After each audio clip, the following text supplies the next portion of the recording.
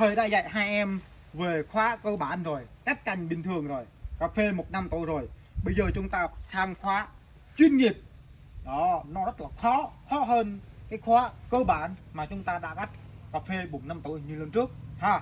Và bây giờ thầy sẽ dạy sơ cho các em. Đó, không có trái á, khi mà quá âm tùm chúng ta cắt hết đi, không có trái đúng không? Ví dụ nha, đó cho nó ánh sáng nó chiếu vào. Con trai như thế này. Đó, có tay như thế này. Nhớ để lại nha.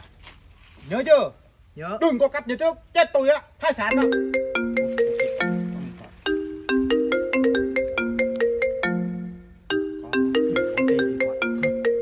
Hai đứa cắt nha, cắt đi. Để. Nhớ nha, mình là lập kinh nghiệp rồi. Alo? Sao vậy sao? Ôi, cái tao có vậy. Apa ta telat này là.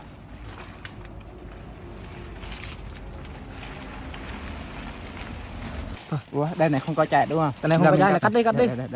Đồ cành này không có chạy luôn mà. Thời biểu cắt thôi, cái này không có chạy cắt hết. Cái này hết cái này là không có chạy này là cắt thôi. Cắt hết luôn. Được, cắt nhanh đi, tối hai đứa mình đi tàn cây đi. Cây ở đâu? Cây ở chỗ làng Yari á. Biết không? Không biết. Không biết hả? Ừ. Đồ cái làng Yari nhiều cái lắm, cái xinh lắm. Thằng mà có đi không? Có thì đi luôn. Dọn này kẹt cái rồi mà.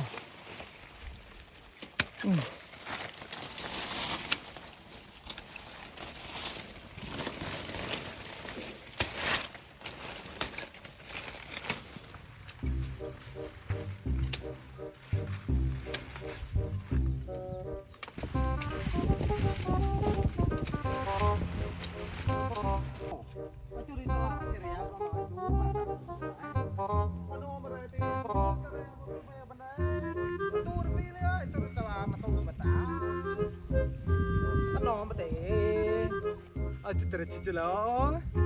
Oh, cicit lại.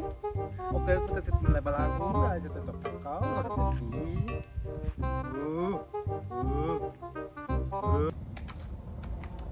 Hai tụi mày xong chưa vậy? Không ơi, thôi. Đây. Hả? Sao là cắt như vậy? Ôi trời. Thì thầy bảo cắt hết cành, bỏ lại trái. Đó, đây này. Chỉ có một cành đây thôi là có trái. Thầy, thả cho chúng em đi thầy. Từ nay về sau mà em sẽ làm tốt cho thầy. Thầy ơi, thả cho em đi. Thầy, thả cho em đi thầy.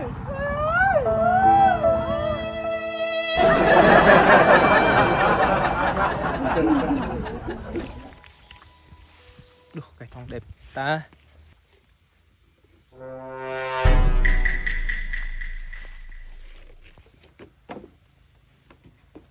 Ê, bạn làm gì ở đây vậy? Bạn để công hả? Bạn muốn uống nước ở đây hả? Ui, nhìn mặt thấy thương quá. Thôi uống đi. Uống ít thôi nha. Nhớ để lại cho tôi nha. Nè, uống đi. Mẹ. Hả? Uống lại thử xem. Mẹ. Ủa, hay vậy? Uống lại lần nữa, uống thử xem. Hay quá. Mẹ. Wow. Sao nó biết kêu được ta? Ủa, sao khác vậy? Ủa, mình không được này. Hay bạn hay quá. Mẹ. Wow. Muốn nghe nữa, uống tiếp đi.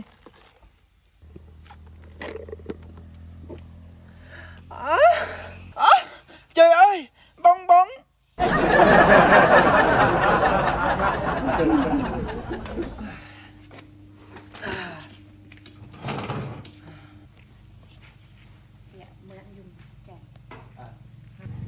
Anh cảm ơn nhé.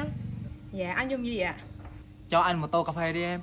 Ủa, tụi em không có bán bằng tô anh, tụi em bán bằng ly à.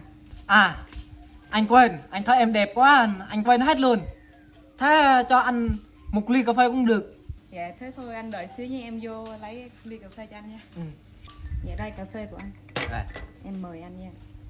À, thế cà phê này nó có ngọt ngào như em không? Đương nhiên rồi anh, đương nhiên phải ngọt như em chứ. Chúc anh ngon miệng nha. Bye bye anh.